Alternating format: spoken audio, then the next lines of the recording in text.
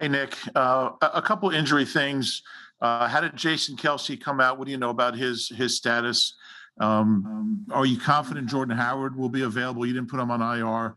Are you confident you'll have him when you guys get back? And the weekly anything new with Brandon Brooks question? Do you anticipate having him maybe when you get back? Jason, obviously everybody holds their breath when something like that happens to Jason. Got good positive news back on him today. So, I'm not going to put a timetable on anybody, as you guys know, but we're hopeful. After the bye, he'll be ready to go. Same thing with Jordan Howard. Again, not going to put a timetable on anything, but we're hopeful. We know that his rehab is progressing and he's doing better each day. And then again, I'll have more information after the bye week there with Brandon Brooks. Go ahead, John, and then Martin Frank. Hey, Nick.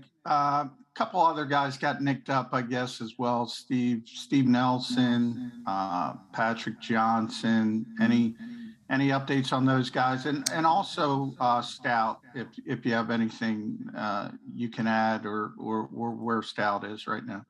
Yeah, Patrick and Steve, they should be good after the bye. With Stout, yeah, he was in today. He was in just like normal today, so he seemed like completely back to himself. I'll let him kind of answer those questions about anything. When you guys talk to him, you guys can ask him those. I don't want to put his business out there, but he was back. He was back on the sideline for the second half. I was sure glad to see him, and he was back at work like today, rearing and ready to go. He's really important to this coaching staff and this team. He's the best offensive line coach I've ever been around, and just excited that he's here and he's healthy and he's on this staff. Go ahead, Martin, and then Mike K. Hi, Nick. I guess with all the Gardner Minshew questions yesterday, we didn't really get a chance to ask you about the defense. What kind of changed in the second half? I mean, do you think a lot of it was kind of a result of the fact that the offense just had the ball for so long and kept them off the field? I think it was like 22-8 as far as time of possession was concerned. Yeah, that time of possession thing though goes both ways. It's one because of how the offense is playing, but also the defense is forcing 3 and outs. Forcing them to punt. I thought the defense did a really nice job. After that third possession where they went down and scored, I thought they did a really good job of adjusting what they needed to adjust to put our guys in position to succeed, and the guys did a good job of handling the adjustments and going from there. And so, the first 3 series didn't go at all how we wanted it to go. But they really had that dog mentality and that hey, brush it off and just play the next play. And they really played awesome defense from there on out. And so, and that sometimes it's like that, right? You never want it to be like that. I get it. But sometimes it is, and you want to be able to win every different way in this league. And so we were able to start slow on defense yesterday and finish fast, and that was good to see. Mike, and then Zach Berman. Hey, Nick. After watching the tape, we obviously saw that Dallas was super productive yesterday, but what do you think made him so effective? And how did he step up from a leadership standpoint with Jalen sideline? Yeah, what Dallas had a couple, the big long play, you just saw his speed, going through the middle. And sometimes you get him matched up on those linebackers or safeties on the inside, and he is fast. He can really, really run. And you saw what he did when he got matched up with Mosley there yesterday on that vertical route. So that was really good to see. And then just to be able to get the ball in his hands on some screens, some easy touches. This guy is a monster when he gets the ball in his hands. He's big, he's strong, he's hard to tackle.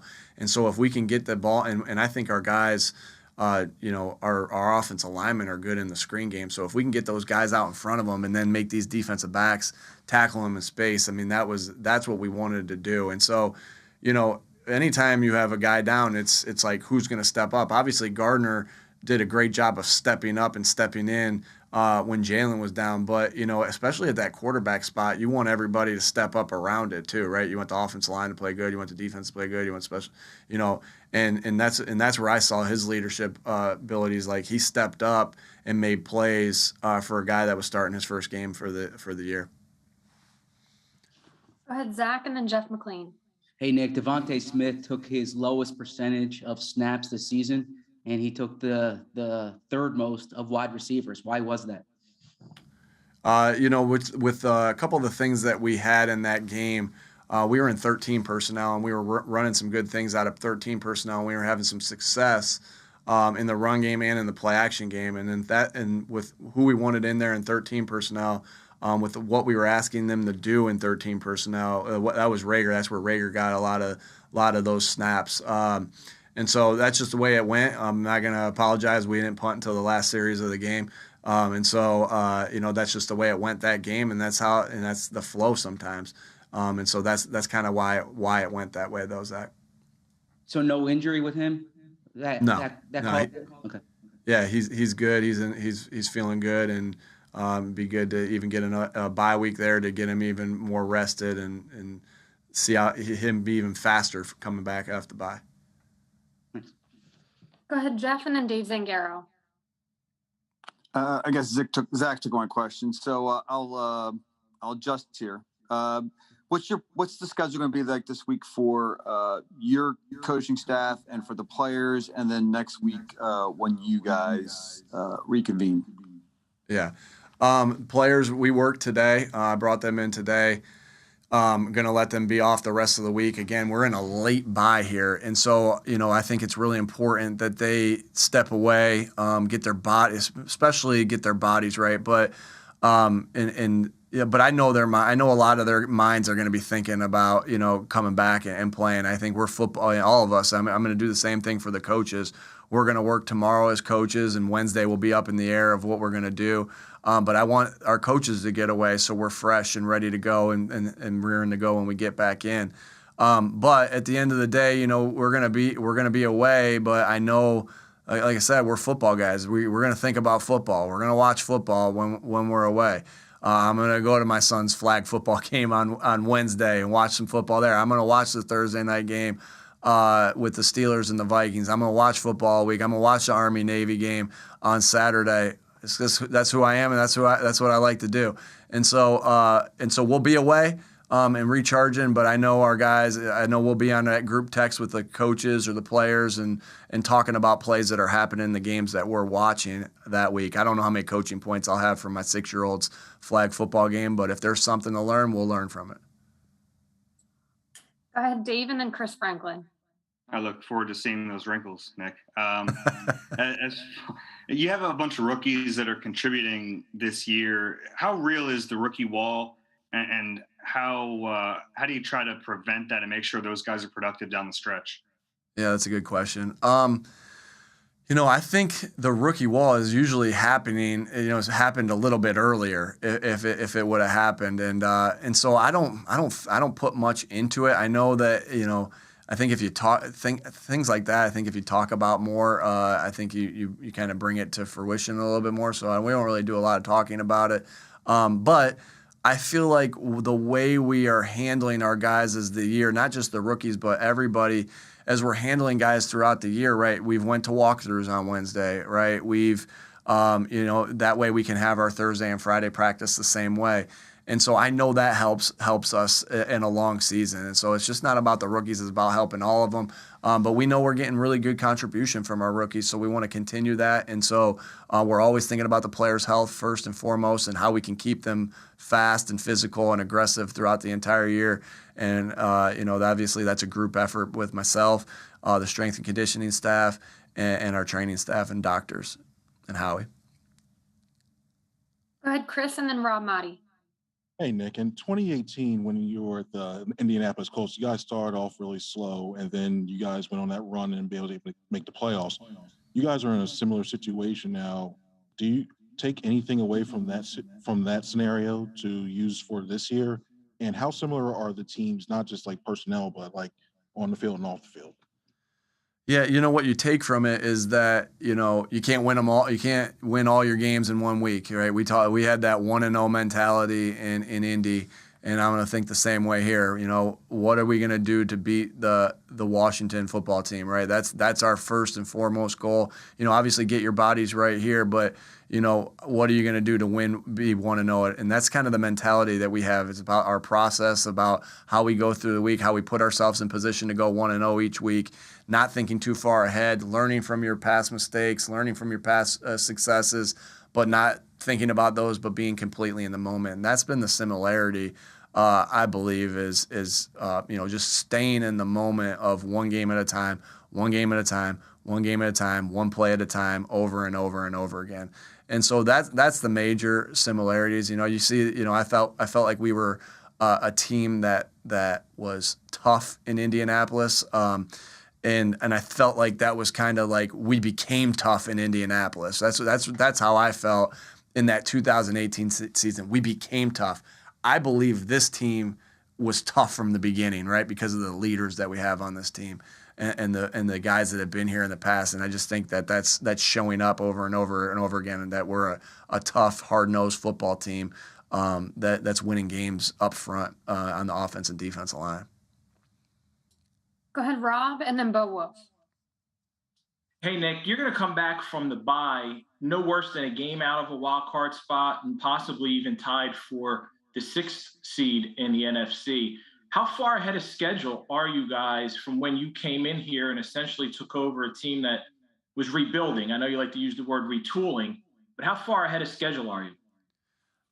You know, I think obviously I'd like to be in a better shape. There's some games out there that we feel like we could have got earlier in the year that we didn't. And but you know, our job is to try to win every single game. And so my mind is in a mindset of, you know, whatever we got to do to win each and every game, that's what we're going to do. And so I don't want to look at it as ahead of schedule. I like all I really care about is getting a little bit better each day. I know you're not going to go like this each day, right, where you're just shooting up the charts, but can we just do this each day? And I think the teams that do just get a little bit better every day, and we have formula of how we want to do that. It's just not like a blind statement of, hey, get a little bit better every day, and we leave it at that, right? We have a formula how we want to do this, and for the teams that do that, that puts you on schedule of being the best team that you can be that year with the guys and the coaches and the players that you have on that team. And so I like the progression we're on because I do believe that that's what we've done each year, or pardon me, each day is just getting a little bit better. And that's been the message. And we got some great leaders on this team that enforce that message. All right, we have time for 2 more. So we'll end it here with Bo and then Tim McManus. Hold on a sec. Hey, Nick. 2 questions quickly. What did you think of CJ Mosleys' comments that you guys, disrespected them to some capacity? And then did you see the video of Gardner celebrating with his dad? What was your reaction to that? Yeah, I got a little bit of that. I think you broke off a little bit, but I'll answer. I think I heard both of them. Obviously, I'm really close with my dad, and so to see Gardner be able to celebrate with his dad like that after a game, that hit me. And that was kind of special to me just because I know how close I am with my dad. So that was a really cool video. I think those are the I really like seeing like stuff like that. Like sometimes you feel like, you see too much of the negative stuff and you don't see stuff like that. And so to be able to see that and seeing him just have that moment with his dad, that's pretty cool. That's pretty special.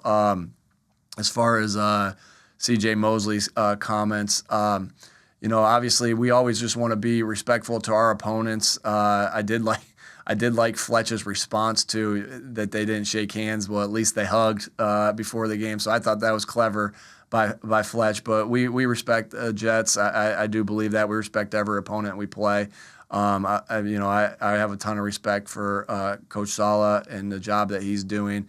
I want to continue to have that relationship with him.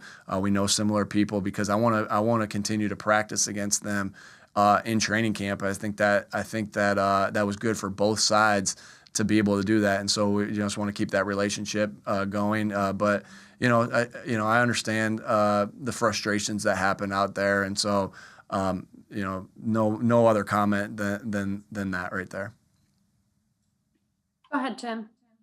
Hey, Nick, seems like Landon Dickerson's been playing at a pretty high level. Curious what you've seen out of him of late, and if there's any kind of comp from an offensive lineman you've watched or been around for Landon.